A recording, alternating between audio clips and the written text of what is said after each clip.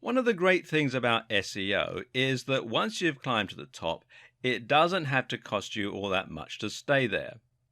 The problem is, it can take an awfully long time to get to that point. PPC, meanwhile, offers you the precise opposite strengths and weaknesses. PPC stands for pay-per-click and is the main form of advertising online. Pay-per-click essentially means that as an advertiser, you only get charged each time somebody actually clicks on one of your adverts. So, in other words, it doesn't cost you anything to have your advert published on a website. If no one ever clicks on it, you'll never pay a cent. But each time someone does click on it, you'll be charged X amount of money. This has a lot of handy advantages, as do many of the other features of PPC. So let's dive in and take a closer look. So how much exactly do you pay for each click? And where will your ads show? What's the best way to make the most money from it? Well, essentially, you get to decide precisely how much you want to pay for each click. The caveat is, the less you pay, the less your advert will get seen. That's because ads are shown based on a bidding system. Whenever a space becomes live, all of the relevant ads will be compared and the one that pays the highest will get shown. That means you can get clicks for 1 cent if you're in a niche with zero competition, but for a much more competitive industry, you can end up paying as much as $5 per click. The good news is you only pay the amount you need to beat the next highest competition. So if your maximum bid is $5, but there's only one competitor who's paying $1, you'll get the ad for $1.01.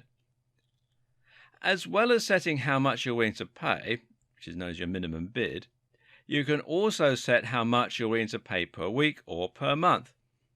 This is your budget, and by setting this, you can ensure that you never spend more cash than you have. The great thing about this system is it means you can actually guarantee ROI for your business.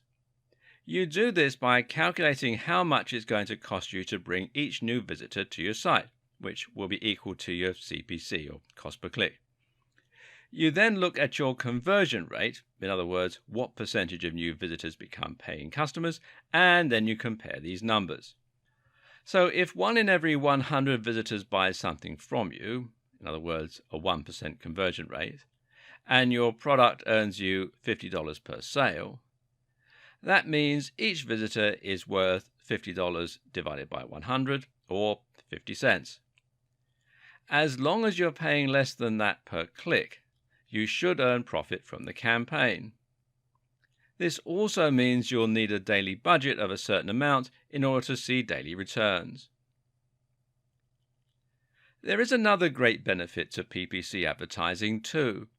It allows you to target specific types of visitors very precisely. Targeting means ensuring only people you really want to see your ads will see them, and that can prevent you from wasting money advertising to people who won't be interested in buying from you. If you're selling skateboards to skaters, you should find your conversion rate goes up significantly versus trying to sell pens to skaters. So, how does all this work? Well, there are two main PPC programs out there at the moment. These are Facebook ads and Google AdWords. There are some others, but they aren't so big. Google AdWords show ads on search terms, and in that way it works just like SEO. Your aim here is to make sure that you're paying for your ads to show up on search terms with enough viewers and that are targeted to your precise audience. You can do this using local search terms again, or you can do it by using search terms that specifically relate to your niche. And you can see the ads are here at the top where it says ad. Quite often they'll also have them down here on the right hand side in a search result as well. Now, Facebook ads, on the other hand, gives you even more targeting options. With Facebook ads, your adverts will show on users' Facebook pages on the right or in their home feeds. You can then ensure that people only see the ads if they are the right age and sex, or if they have the right hobbies and interests, or have the right income, and if they're in the right location.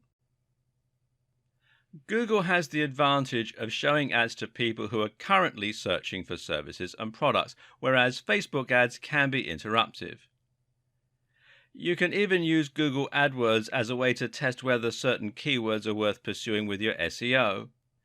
But by closely targeting only people who are likely to be interested in your product, Facebook ads allow you to avoid wasting money on clicks from people who would never have bought from you in the first place.